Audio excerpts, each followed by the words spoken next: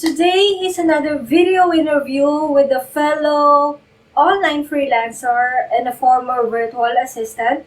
And make sure to watch until the end of this video because she will be sharing with us some freelance copywriting tips, especially for beginners.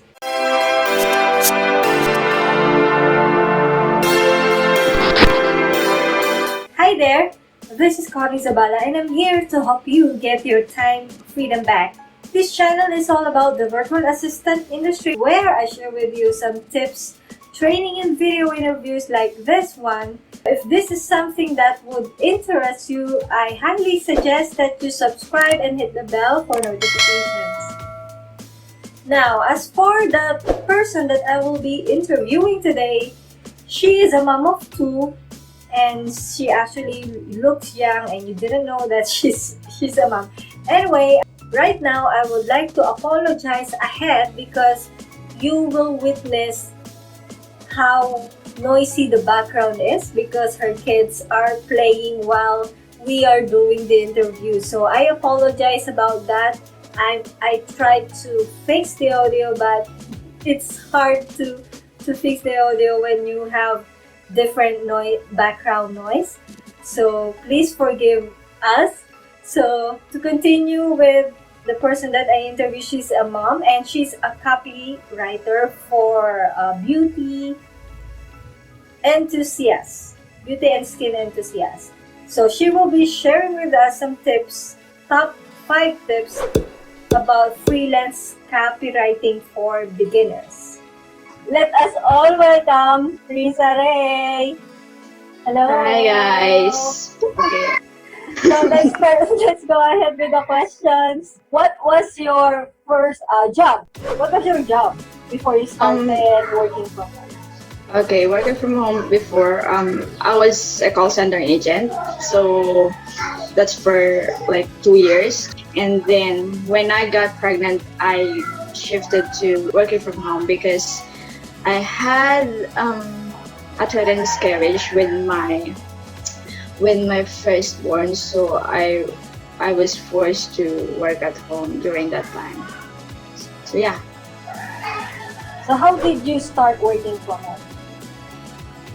It started when around 2016. So I just I'm really used to working before getting pregnant. So it's kind of, I got bored after a few months after giving birth. So I have friends who are that time they are currently freelancing.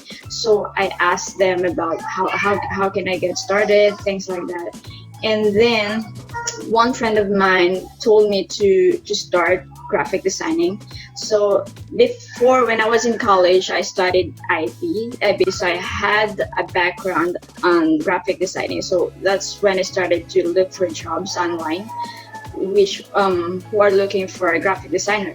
And then I had few different gigs here and there aside from graphic design. So I got into a VA job, appointment setting. That was my first job, appointment setting, and then a VA job for a Singaporean client. Okay, so what were your struggles when you were just starting? When I was starting, I am really clueless, so I have to research every single day about how to start online, working online. So my main struggle was that I don't have any kind of support system. I mean, a group where I can ask questions. And since I've been used to working in an office-based job, it's kind of difficult for me to transition because I am used to someone training me before getting into that specific job. So when I was starting, I was like, how do I do this? How do I do that? So there are times that I lack the patience to continue. So I got laid off from different clients. They ended the contract, and then now I have to look for another job online. So those are my main struggles. Before we continue to the next questions, for all the viewers out there, you are so blessed to have online communities nowadays, because Yeah. when Rhisa and I started, we do it on our own. We don't have much, accountability group or anything like that. So it's a struggle. So for the next question, how long did it take you to tell yourself that you can actually do this full time? I think I realized that I wanted to do it full time when my firstborn is turning a year old, because my mom and the other family members are really pushing me to go back to the office space job. And I'm not really an outgoing person per se, but I'm not an extrovert person.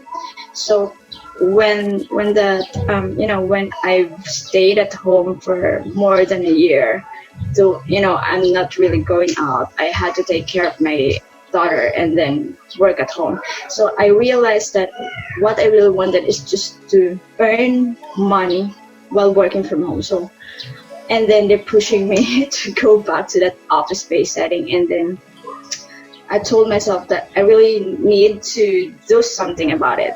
I really need to find a job or a client that can take me for long term. So that's when I started to improve my what I'm doing, and then look for people who are already killing it in terms of freelancing. So was that's when I started to look for a group of people whom I can ask questions and learn from them. Alright, so next question, can you share us more about your very first project as an appointment setter or VA? And yeah. Okay, so that started way back 2016 when I started working from home. So actually, it's like there are three jobs that I have committed to working on. The first one is ESL. I've become an ESL tutor for Koreans, and then along with that, I've been an appointment setter, just like what I've mentioned earlier, and then I've been a VA. So those are I I am being a part timer for all of those three jobs. So with ESL, I really enjoyed that one because I am really fond of learning more about Korean culture and all that stuff. So when I started teaching English to Korean students, the only struggle that I have during that time is that the parents because and also my daughter, because when I was starting, she's still like around 5 months, 6 months, I think, and then every time I log in, she would cry. So that's a struggle because I there are numerous times that I've been late to with the lesson, and then the students' parents are getting mad and all that stuff. And then with the appointment setting, I had to stay up late, from 11 p.m. until 9 a.m. I need to do calls, and that's outbound. So there's a time that when I was calling, all I can hear are the dial tone, the voicemail. So it's kind of annoying because I really don't want to do calls when I was starting, because back when I was in a call center, what I really do is, I'm a chat support. So most of the time I just chat with the customers and all that. But then when I was starting the appointment setting job, I have to call the customers, and that's kind of annoying on my part. And then for the VA job, it's a Singaporean client, so Asian, so it's not really that hard to communicate with them, and all of the other staff, all of the other employees are all Filipino, so it's not that difficult to keep on chatting with them. The reason why I quit the job, or say I stopped working for them, is because we moved into a different place, and then I had, because of the internet connection, I had to stop and then look for another job again that time. Before we continue, ESL means English as a second language, right? Mm-hmm. Yeah. You're into copywriting right now. How did you choose that skill? Okay, so I'm really fond of writing. I've been writing since high school, but that is on the creative side. So more of creative writing, feature, articles, things like that, and then stories, novels. But then, yeah, when I was studying, I really don't like copywriting, copywriting, and proofreading and that stuff. But then when I shifted to freelancing, I discovered that there is something more about copywriting. And then just around 2018, I met my mentor, Jen. So that's where I learned more about how to write copy and how to persuade the customers to buy from someone using copywriting. Correct. So, given that you used to have a fixed schedule before you were just starting, do you think it's possible to work on a flexible timeline? Yes, yeah, it's possible because I've already tried that, and I am doing that now. Because yeah, when I was still on that fixed schedule, I can't do anything aside from the job, because there's a time tracker and all that stuff, and it's really not, as a mom who got really little kids at home, it's difficult to stick at the fixed schedule. So having that fixed schedule, and then now I can control my own time right now. I don't accept jobs who are full-time. I'm looking for full-time employees, because I really can't manage that 8 hours long. I mean, the 8 straight long hours. So I have to look for another client who can accept me for the flexible time schedule. So, what is your biggest blessing since you started working from home? Biggest blessing. Okay. Aside from the youngest, the biggest blessing would be yeah, I can work on my own time, and then I have my husband at home as well. So he shifted to working from home, from being a call center supervisor. So that's the biggest blessing so far right now, because we're together. Yeah, we're together, and aside from the having a community of freelancers who are supporting me right now, those are the biggest blessings. All right. So, if you are to look back to your younger self, when you were just learning about all these things, working from home, what would you tell her? I think I'm going to tell her that don't stop, don't quit, because there's something waiting for you at the end of all those hardships that you're currently experiencing.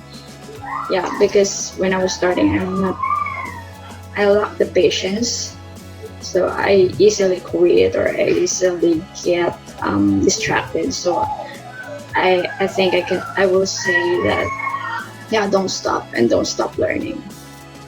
All right. So, that's the end of our formal interview. So, Rhisa will share with us some tips about freelance copywriting for beginners. So, Rhisa, take it away.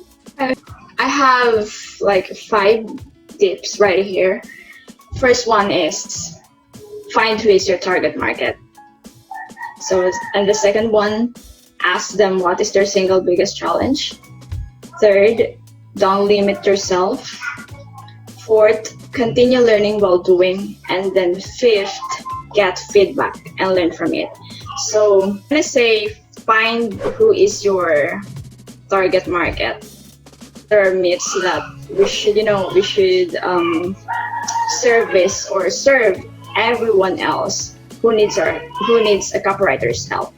But then I learned from the best copywriters that you need first to focus on who do you want to serve or who do you want to target. So the reason why is if you can serve a single market and if you can provide them help, then how can you provide help to a much bigger market, right? So in order to find who is your target market, you need to find someone who you are passionate working with. So for me, as an example, I struggle finding who is my target market before when I was starting. So what I did is I list down those market that needs my help as a copywriter, and then I eliminate those who I don't find exciting to work with. For example, I list down financial advisors, the health industry, personal development, and then beauty industry. So what I did when I was eliminating those markets that I am not really I'm not really interested in working with, I find myself thinking that if I will help these people, or if I will write something for these people, would it be enticing? Would it resonate on their market? So what I ended up choosing is I choose the skincare market and the health industry, because when I was like a kid and going to high school, I really am interested in the health. How is it possible to improve someone's health, and why are there people who are really not believing with the commercial medicines? So that makes me interested to dive into natural health. And then I also saw that there is a part of the skincare industry who are also promoting being natural. So my advice or my tip to those starting copywriters is that find who is your target market, who do you want to serve, or who are you passionate working with. So because if you're not passionate working with that specific client or that specific market, then I'm sure you cannot write something really enticing. You would only depend on their product or on their service that they're offering the market. So with copywriting, it's more of steering their emotions. So how can you write something that you're not interested in? So that's the reason why you need to find who is your target market. So the next tip would be for the second tip is ask them what is their single biggest challenge. So when you're writing for someone and you wanted to help them genuinely, and you do not know what is their single biggest challenge, it would not even if you write something that's great or pleasant to the eyes, if you don't know what is their biggest challenge, you cannot steer their emotions, or you cannot make them say yes to you. So it's important for us as a copywriter to know what keeps them awake at night, what makes them annoyed, or what makes them uneasy. So those are the things that we need to check first before we create our message for that specific market. And then third, don't limit yourself. So if you say that you wanted to be a sales page copywriter, for example, and there's a client on that market that needs your help writing Facebook ads, for example. So don't limit yourself that I'm only writing sales pages, I'm only writing emails. So if you know that you can really help, or if you know that you wanted to help that market, then you have to study on how to write ads. Because if you're really a good or a great copywriter, you won't limit yourself on being a sales page. That's fine that you are known as a sales page copywriter, but it's also great to know other branches of copywriting, so you can at least give them tips on how you can do that, or how they can do that, and have something that additional value that you can offer them. And then fourth, continue learning while doing. So other people would take more courses than they can implement. So I'll say that while you are doing the craft, while you are having a client, for example, you close the client, and what the client needs is Facebook ads copy, and you are not really familiar with it. So continue learning while you are doing that thing, and don't back out easily, because you would not know if there are things that you will be able to learn on that specific scenario. So continue learning and don't stop. And then tip number 5 is get feedback. Don't be afraid to get feedback coming from the clients. Those are the things that will make you better. For example, if you think that there are things that needed to be improved on your Facebook ads copy or your email, have the client take a look at it, or have their market take a look at it, so you know what are the changes that they're going to make. Yeah, because feedback is always the great teacher. Hi, thank you, Rhisa, for that. Those are really helpful tips. Anyway, we'll go to the next section of this video interview, which is I call Fast Q&A. I will state an item, two choices. You just have to choose which one. You can choose none or both. All right, are you ready? Okay. Dog or cat? Diet or exercise? Exercise. Coffee or tea? Tea. YouTube or Facebook? YouTube. Old school notebook or online journal? Old school notebooks. Music or podcast? Music. iOS or Android? Android. Windows or Mac? Windows. Ebook or hard copy? This one is hard. Hard copies. Early bird or night owl? Early bird. All right, so that's it. Before we end the session, what is your one last piece of advice for those who are just starting and working online? Okay, so for those starters, for those copywriters who are just starting, and even those who are planning to work online, my only advice is that do not stop learning. Because when you stop learning, that is the end of everything. When we are at school, when we were studying, they always tell us to keep on learning these lessons, keep on doing this and that, so you can get a better job once you graduate.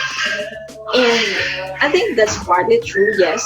But most of us stopped learning when we were able to get a job.